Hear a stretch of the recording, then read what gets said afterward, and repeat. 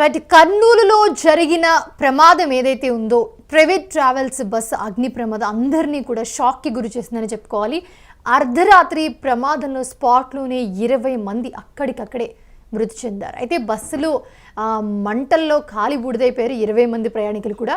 ఈ బస్సు హైదరాబాద్ నుంచి బెంగళూరు వెళ్తూ ఉండగా ఈ ప్రమాదం జరిగింది. బస్సును ఒక బైక్ ఢీకొనడంతో ఈ మంటలు చెలరేగాయి. సో ఆ మంటలు చెలరేగి బస్సుని మొత్తం కాల్చిపడేసింది. బైక్ పెట్రోల్ ట్యాంక్ ఏదైతే ఉందో అది పేలడంతో మంటలు వచ్చాయని అధికారులు చెప్తున్నారు. అయితే ఏపీ బస్సుల్లోనే ఎందుకు ఎక్కువ ప్రమాదాలు జరుగుతున్నాయి, సో అసలు ఈ బస్సు ప్రమాదానికి రీజన్స్ ఏంటి, సో ఈ బస్సు ప్రమాదాలను తగ్గించాలంటే మనం ఏం చేయాలి, సో ఒక బస్సులో మనం ప్రయాణిస్తున్నప్పుడు ఎలాంటి జాగ్రత్తలు తీసుకోవాలి, సో ఆ బస్సు కండిషన్ ఏంటి, సో ఆ బస్సు ఫ్లెక్సిబుల్గా ఉందా లేదా ట్రావెలింగ్కి, బస్సులో ఎవరు డ్రైవ్ చేస్తున్నారు, ఇలాంటి చాలా విషయాలని మనం బస్సులో ఒకవేళ ప్రయాణించాలంటే చెక్ చేసుకోవాలి అండ్ అలాగే మాట్లాడాలి కూడా. సో ఒక్కసారి దీని గురించి, ఈ రోజు జరిగిన ఇన్సిడెంట్ గురించి మనతో మాట్లాడడానికి Allabaksh RTO retired transport officer ఆయన మనతో పాటు జాయిన్ అవుతున్నారు. నమస్తే అండి. ఏం లేదమ్మా, ఆ అగ్ని ప్రమాదము అంటేనే ఫస్ట్ మనకు ఒక మంట అనేది ఉండాల. సో అగ్ని ప్రమాదంలో ఫస్ట్ ఒక మంట అనేది ఉండాల. ఇక్కడ ఈ మోటార్ వెహికల్స్ లో ఈ మంట అనేది 2 రీజన్ వల్ల క్రియేట్ అవుతుంది. అక్కడ ఒకటి మెకానికల్ రీజన్, రెండోది ఎలక్ట్రికల్ రీజన్ వల్ల మంట అనేది పుడుతుంది బస్సెస్ లో. అది ఈ రెండిట్లో రన్నింగ్ లో ఇంకొకటి మనం వింటూ ఉంటాం అప్పుడప్పుడు, ఈవెన్ నిలబెట్టిన వెహికల్స్ లో మంటలు వచ్చేసినాయని చెప్పి. అది ప్యూర్ గా ఎలక్ట్రికల్ సంబంధం సిస్టమ్ లో ప్రాబ్లమ్స్ వలన పుడుతుంది. ఇది ఈ రన్నింగ్ వెహికల్స్ లో మంట పుడితే మెకానికల్ రీజన్ అయినా కావచ్చు, ఎలక్ట్రికల్ రీజన్ అయినా కావచ్చు.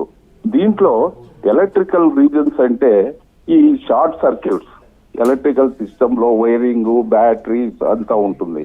దాంట్లో షార్ట్ సర్క్యూట్ అయితే ఒక స్పార్క్ అనేది వస్తుంది. ఆ తర్వాత మెకానికల్ రీజన్స్ అంటే ఈ ఒక మెటల్ పీసెస్ విత్ రోడ్స్ లో కానీ ఒకటి కాంటాక్ట్ అయినప్పుడు, అంటే దట్టు హై స్పీడ్ ఎక్కువ ఉంటుంది కాబట్టి రన్నింగ్ లో కాంటాక్ట్ అయినప్పుడు మనం చూస్తూనే ఉంటాం, ఒక స్పార్క్ అనేది వస్తుంది. ఆ స్పార్క్ అనేది మన కంటికేమో చిన్నగానే కనబడుతుందమ్మా. కానీ ఆ స్పార్క్ చిన్నదైనా కూడా అది ఎట్లా ట్రావెల్ అవుతుందంటే ఎయిర్ లో ట్రావెల్ అవుతుంది స్పార్క్ అనేది ఎప్పటికి కూడా. ఇప్పుడు మనం పిడుగు కూడా చూస్తుంటాం, పైన పిడుగు పెట్టినప్పుడు మన భూమి మీదకి వస్తుంది. ఆ విధంగా ఈ ఆటోమొబైల్స్ లో పుట్టిండే స్పార్క్ వలన ఈ స్పార్క్ ఏం చేస్తుందంటే ఇమ్మీడియట్ గా అది పాస్ కాదమ్మా, దానికి వైర్ల కనెక్షన్ ఉండదు, జంప్ అవుతుంది. ఒక ప్లేస్ నుంచి ఇంకో ప్లేస్ కు జంప్ అవుతుంది.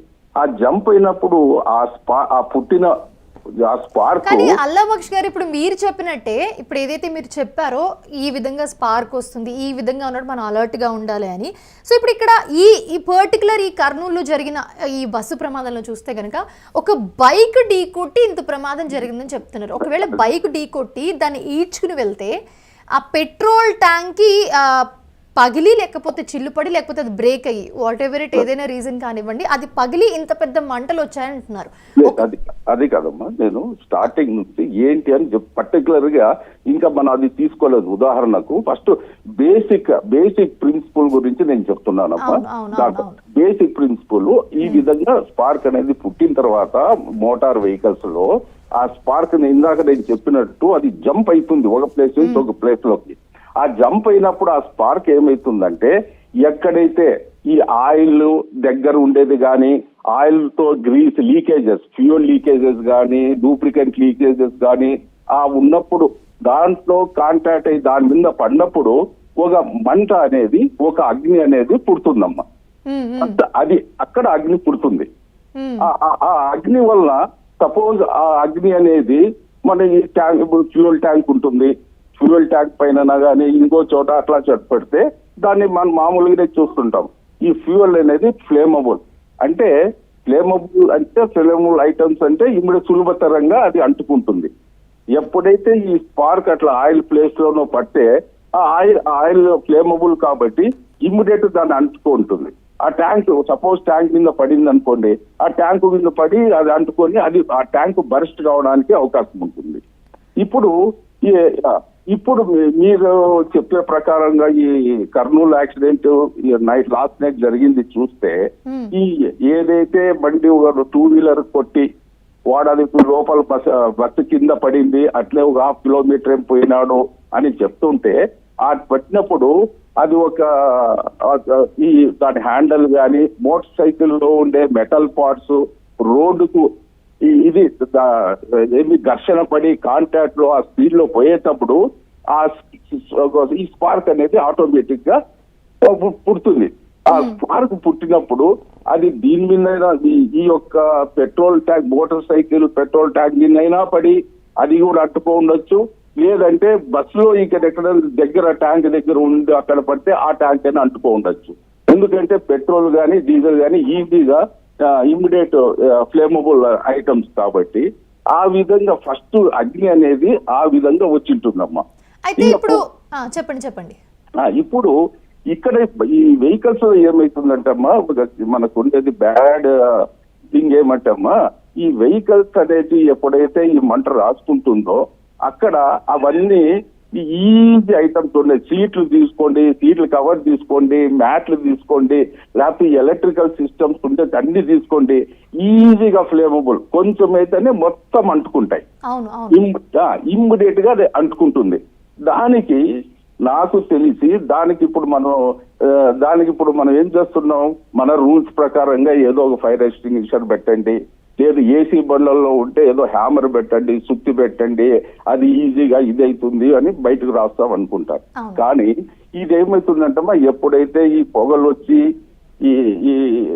ఈ పొగలు వచ్చి మంట వస్తానే మనుషులు, హ్యూమన్ బీయింగ్స్ న్యాచురల్ గా మనం మానవులు ఏం చేస్తాం, పానిక్ అయిపోతాం, కన్ఫ్యూజ్ అయిపోతాం. ఎట్లా ఇది వచ్చేసింది, ఎక్కడెక్కడ పోవాలని చెప్పేసి. వాళ్ళకు ఒకటే డోర్ ఉంటుంది, మెయిన్ డోర్. తర్వాత ఇదేదో నువ్వు ఏసీ బండ్లో పెడితే అది హ్యామర్ ఎక్కడ ఉంటుంది, ఈడ కొట్టాలా, వాళ్ళకి అంత ఇది రాదమ్మా. ఇమీడియట్ వాళ్ళకి తెలియదు. దాంట్లో ఊరుగా పానిక్ అయిపోయి అంత కన్ఫ్యూజ్ అయిపోయి వాళ్ళు బయటకు రావడానికి అంత ఛాన్స్. అంటే ఒకటే ఎమర్జెన్సీ డోర్ ఉన్నా కూడా దాన్ని వాడుకొని రావాలా అనేది అంత కన్ఫ్యూజన్ లో ఇది ఉంటారు. అందుకని ఈ మెయిన్ ఈ మోటార్ వెహికల్స్ అగ్ని ఈ ఫైర్ యాక్సిడెంట్స్ వలన ఎక్కువ ప్రాణ నష్టం జరిగేది దీని కొరకేనమ్మా. అందుకని ఇది నాకు తెలిసి ఇప్పుడు ఇది కూడా నేను న్యూస్ లో చూసుండేదే, అది పోయింది 2-వీలర్ అది ఇది అని చెప్పేసి రాసుకొని పోయిందని. నాకు ఇది అగ్గి ఎట్లా పుట్టింది అనేది మాత్రం ఈ రీజన్స్ వల్లనే పుట్టింటున్నాం అక్కడ. అయితే ఇప్పుడు ఇక్కడ ఒక చిన్న డౌట్ అండి, ఈ ప్రమాదం ఏదైతే జరిగిందో, ఇప్పుడు బస్సుకి 2-వీలర్ వచ్చి గుద్దడం, ఈ బస్సులు గుద్దడం, ఆ 2-వీలర్ ఉన్న మనిషి మీద చనిపోవడం, ఆ 2-వీలర్ ఈడ్చుకెళ్ళిపోవడం, మంటలు రాసుకోవడం, ఇదంతా డ్రైవర్కి తెలుసు. ఆయనకి తెలిసి ఈ మంటలు స్టార్ట్ అయినా కూడా వాళ్ళ నిర్లక్ష్యం వల్లనే ఆ బస్సు అంతా రావడానికి ఇదే కారణం అని చెప్తున్నారు. ఒకవేళ బస్సు డ్రైవర్కి తెలిసి ఉంటే కనుక ఆయన అంత టైం ఉంటుందా అసలు? అంటే వెంటనే మంటలు చొచ్చుకుపోయి బస్సు అంతా మొత్తం అంటుకుపోయే అంత వెంటనే అయిపోతుంది అంటారు? అసలు ఆ ఫ్రాక్షన్ ఆఫ్ సెకండ్స్లో ఏం జరిగి ఉంటుంది అంటారు? అంటే మీరు చెప్పండి, మీకు చాలా చూసి ఉంటారు ఇలాంటివి. లేదమ్మా, ఇదేమి బాంబు పడిండేది కాదు, ఆడ ఇమ్మీడియట్ గా ఎక్స్ప్లోడ్ అయిపోయి బర్స్ట్ కావడానికి ఇది ఒక మంటనే వ్యాపించి ఉంటుంది. కానీ నేను చెప్పిన దీని వల్ల అది ఇమ్మీడియట్ గా అంటుకోవడానికి దాన్ని వ్యాపించి మొత్తం వెహికల్ మొత్తం దీంట్లో కొంచెం టైం ఉంటుంది. ఇమ్మీడియట్ గా ఏది బరస్ట్ కాదు అది.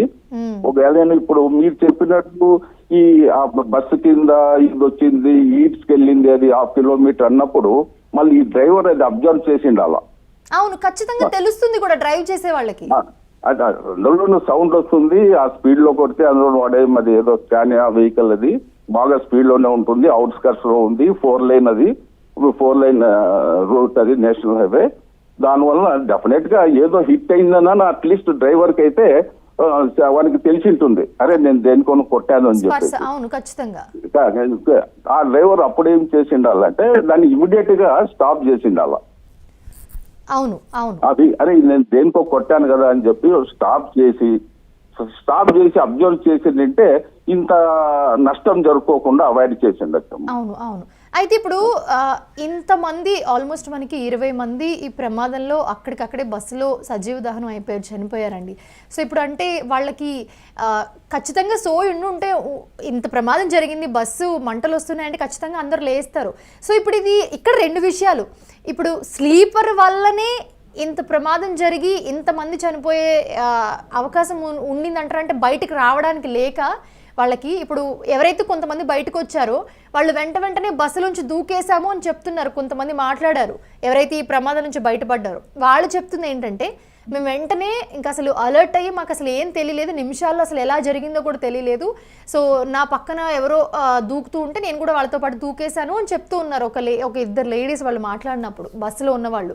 సో ఇప్పుడు మిగతా వాళ్ళందరూ అంతమంది తప్పించుకునే ఛాన్స్ ఉండదంటారు. ఇప్పుడు మీరు బస్సులో చూస్తే కనుక విపరీతంగా పొగలు వచ్చేస్తున్నాయి లోపల నుంచి, ఇంకా పొగకి మంటకి ఇంకా వాళ్ళు ఇంకా వేరే ఆప్షన్ లేక ఇంకా బస్సులోనే ఉండిపోయి చనిపోయారంటారా?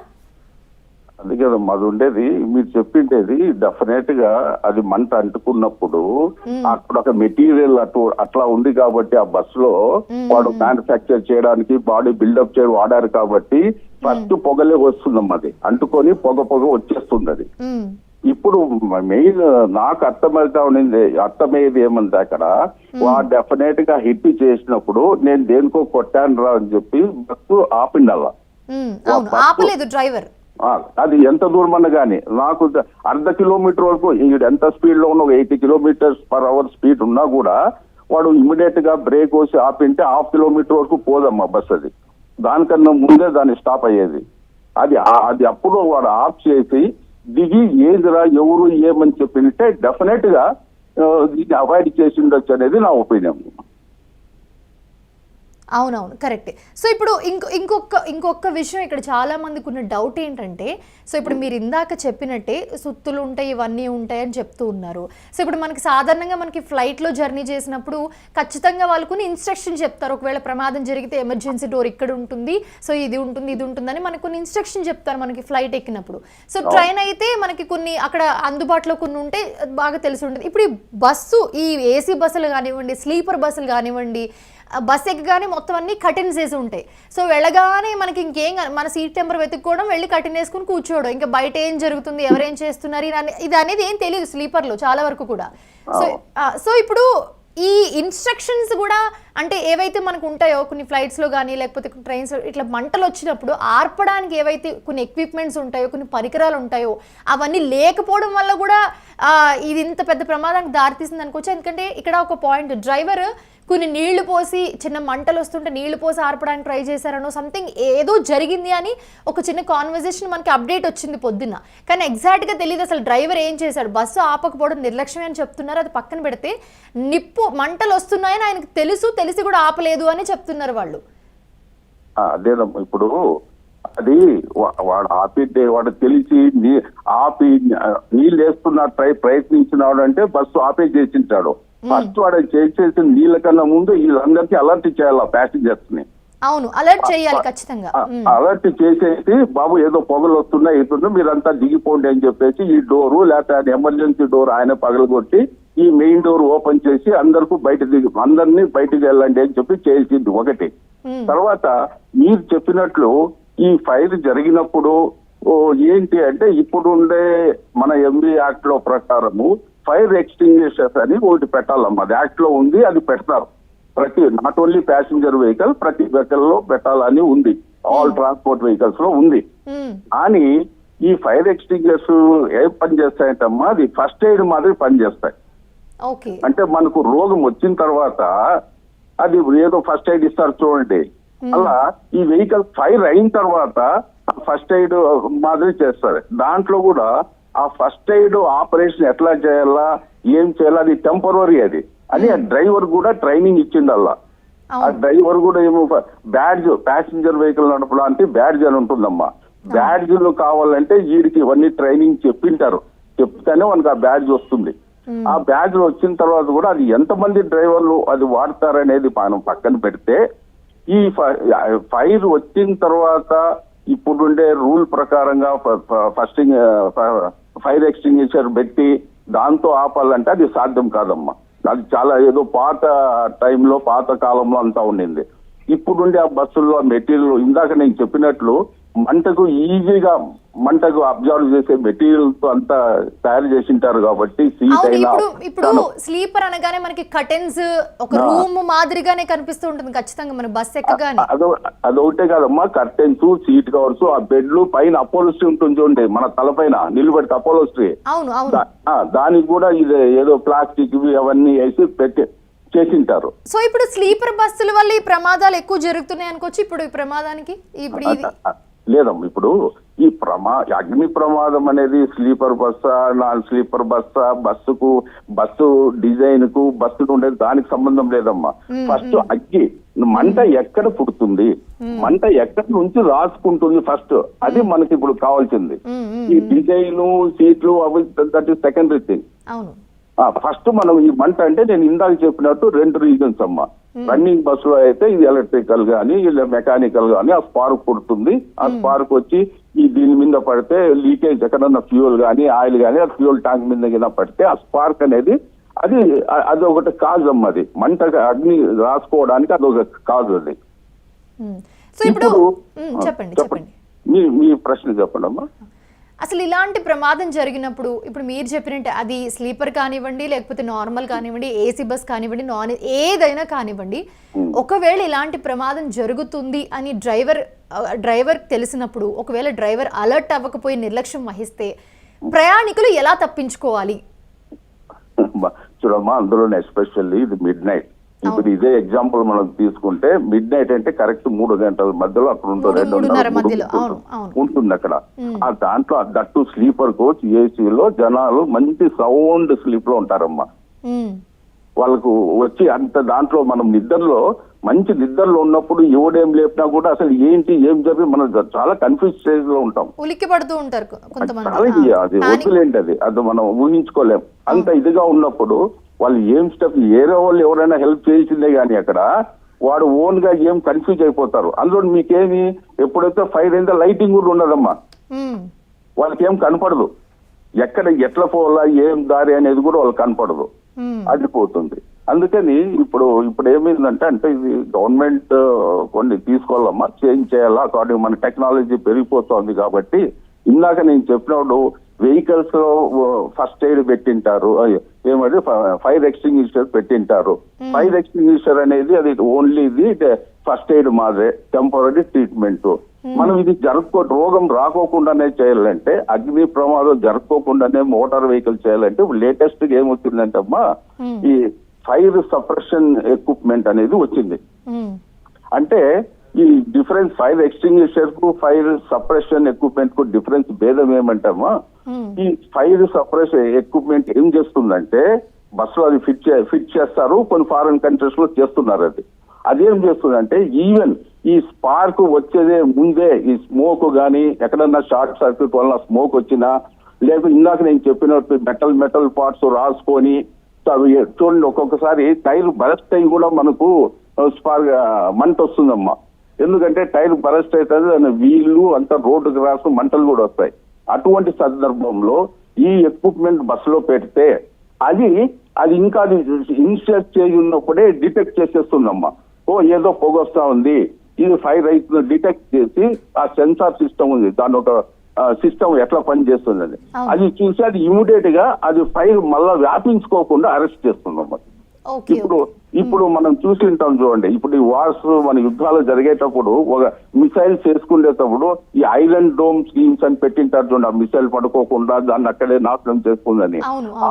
ఆ విధంగా ఈ ఫైర్ సప్రెషన్ ఎక్విప్మెంట్ సిస్టమ్ అనేది మనం వెహికల్స్ లో పెడితే అది మనం మ్యాండేటరీ చట్టంలో కరెక్ట్ మస్ట్ అండ్ షుడ్ పెట్టాలని చేస్తే, అట్లా సిస్టమ్ పెడితే మనము తప్పకుండా ఇటువంటివి ఫైర్ యాక్సిడెంట్లు మోటార్ వెహికల్స్ లో జరుపుకోకుండా అవాయిడ్ చేయొచ్చు. సో ఇప్పుడు ఒక్కసారి ఈ ప్రైవేట్ ట్రావెల్స్ బస్సుల గురించి మాట్లాడదామండి. సో ఇప్పుడు ప్రైవేట్ ట్రావెల్స్ బస్సులు ఏవైతే ఉన్నాయో నాకు తెలిసి కొన్ని వేల బస్సులు ఉన్నాయి. సో ఇవన్నీ అసలు రూల్స్ ఫాలో అవుతాయా? ఇప్పుడు మనకి ఇందాక మనం చూస్తే వాళ్ళు ఇన్సూరెన్స్ కట్టలేదు, దాని ఏవైతే అన్ని డేట్స్ ఏవైతే ఉన్నాయో అన్నీ కూడా ఎక్స్పైర్ అయిపోయి ఉన్నాయి. సో నిజంగానే వాళ్ళు రూల్స్ ఫాలో అవుతారా? వాటికి రెగ్యులర్గా తనిఖీలు చేస్తారా అసలు? అంటే ఇప్పుడు మన సబ్జెక్ట్ అమ్మా, ఈ యాక్సిడెంట్స్ లో, రోడ్ యాక్సిడెంట్స్ లో, దట్టు ఫైర్ యాక్సిడెంట్ జరిగినప్పుడు అనేది మన ఇప్పుడు అజెండా. తర్వాత ఇప్పుడు ఈ motor vehicles rules regulations follow అవుతున్నారా లేదా, ఒక నంబర్తో 2 నంబర్లు బస్సులు తిరుగుతున్నాయా లేదా, ఎఫ్సీలు ఉన్నాయా, ఇన్సూరెన్స్ ఉందా, డ్రైవర్ కరెక్ట్ లైసెన్స్ ఉందా లేదా అనేది అదొక పెద్ద సబ్జెక్ట్ అమ్మ. అది దాంట్లో కూడా మాట్లాడొచ్చు. కానీ ఇప్పుడు ఈ ఫైర్ యాక్సిడెంట్స్ కు ఇది కూడా మనం లింక్ చేయాలంటే చెప్పొచ్చు. మనం లింక్ చేయట్లేదు, కాకపోతే ఇక్కడ ఒక చిన్న డౌట్. ఎందుకంటే ఇప్పుడు ఆ బస్సులో కొన్ని లోపాలు ఉండడం, ఇందాక మీరు అన్నట్టే బస్సులో కొన్ని ఎక్విప్మెంట్స్ ఉండడం, ఆ ఫైబర్ ఇవన్నీ కూడా ఆ మంటని ఇంకా ప్రేరేపించి మంటలు పెరగడానికి అవి చాలా దోహదపడ్డాయి అని కూడా మనకి ఇందాక ఐజీ ఒక స్టేట్మెంట్ కూడా ఇచ్చారు. సో ఆ విధంగా చూస్తే, సో ఇప్పుడు బస్సు రోడ్డు మీదకి వచ్చిందంటే ఖచ్చితంగా ఆ బస్సు ఫ్లెక్సిబిలిటీ ఎలా ఉంది, సో ఆ బస్సు కరెక్ట్గా పనిచేస్తుందా, ఆ బస్సులో డ్రైవర్ ఎలాంటి వాడు, ఆ డ్రైవర్ కూడా కొన్ని ఇన్స్ట్రక్షన్స్ ఇవ్వాలి. సో ఒకవేళ ఎలాంటి ఖచ్చితంగా వాళ్ళకి తెలిసి ఉండాలి, లేకపోతే తెలియకపోతే అలా తెలుసున్న వాళ్ళని జాయిన్ చేసుకోవాలి, లేకపోతే ఒక జాయిన్ అయినాకనే చెప్పాలి ఇన్స్ట్రక్షన్స్ అని. ఒకవేళ ఇలాంటి ప్రమాదం జరిగితే ఒక బస్సు డ్రైవర్ చేతిలోనే ఒక 60 నుంచి 80 మంది ప్రాణాలు ఉంటాయి. ఇప్పుడు స్లీపర్ అంటే 40 మంది వెళ్తున్నారు, సో 40 మంది ప్రాణాలు ఖచ్చితంగా డ్రైవర్ చేతిలోనే ఉంటాయి. అందుకనేనమ్మా ఇందాక నేను చెప్పినట్టు మనం ఈ ఫైర్ సప్రెషన్ సిస్టమ్స్ అనేది ఒకటి పెట్టాలా. తర్వాత ఈ మన వైరింగ్ ఉంటుంది చూడండి, బస్సులో మొత్తం ముందు నుంచి వెనకల వరకు, పై నుంచి టాప్ వరకు అంతా వైరింగ్ చేసింటారు, ఎలక్ట్రికల్ సిస్టమ్ వైరింగ్. అది దాని మంచి క్వాలిటీ వైరింగ్, మంచి కాంపోనెంట్స్ ఇవన్నీ వాడాలమ్మా బస్సులో. ఇవంతా మంచి క్వాలిటీ వాడిన తర్వాత ఇట్లా ఫైర్ ఏమన్నా స్పార్క్లు వచ్చినప్పుడు అది అంటుకోకుండా వ్యాపించుకోకుండా అరెస్ట్ చేయొచ్చు. తర్వాత వచ్చేసి ఇందాక మీకు చెప్పినట్టు ఈ బస్సు కండక్టర్ గానీ, డ్రైవర్ గానీ, లేకపోతే ఇద్దరు డ్రైవర్లు గానీ, ఇది ఈ ఫైర్ యాక్సిడెంట్ అనేది కూడా ఒక ఫైర్ సేఫ్టీ మెజర్స్ లో ఏమేం స్టెప్స్ తీసుకోవాలా అనేది వాళ్ళకి ట్రైనింగ్ కంపల్సరీ ఇవ్వాలమ్మా. డ్రైవర్స్ కు, క్రూ మెంబర్స్ కు ఇవ్వాలా. తర్వాత ఇటువంటి జరిగినప్పుడు వాళ్ళు ఎట్లా ఎవాక్యుయేషన్ చేయాలా, వాళ్ళు సేఫ్టీగా బస్సులో నుంచి ఏ విధంగా బయటికి తీసుకురావాలా అనే దాంట్లో కూడా తప్పకుండా వీళ్ళకు ట్రైనింగ్ ఇస్తే బాగుంటుందమ్మా. అదొక కండిషన్ కూడా పెడితే బాగానే ఉంటుందమ్మా.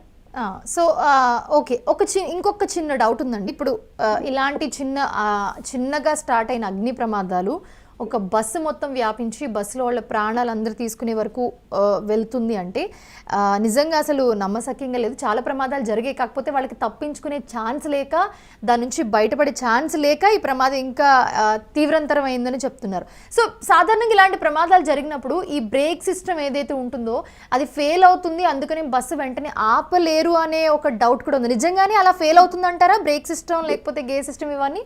లేదమ్మా, ఇప్పుడు ఇందాక మనం అనుకున్నట్టు ఇదే బాంబు పడి ఇమ్మీడియట్ గా స్పాంటేనియస్ గా అరెస్ట్ అయింది కాదు ఇది ఫైర్ అన్ని.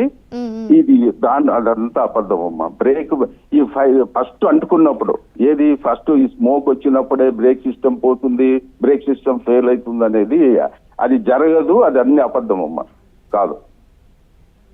ఓకే అండి. సో ఫైనల్గా మీరు ఏం చెప్తారు? ఇలాంటి ప్రమాదాలు నివారించాలి అంటే ఇది వెంటనే అయిపోయేది కాదు, కాకపోతే ప్రయాణికులకి మీరు ఎలాంటి సూచనలు సలహాలు ఇస్తారు? అండ్ అలాగే ప్రయాణించేటప్పుడు, ఎందుకంటే ఇప్పుడు వాళ్ళు ఇలాంటి ఘటన తర్వాత ఒక బస్సులో ప్రయాణించాలంటే, ఒక స్లీపర్ ప్రయాణించాలంటే భయభ్రాంతులకు గురైన సిచ్యువేషన్ వచ్చేసింది ఇప్పుడు ఈ ప్రమాదం చూసి అందరికీ.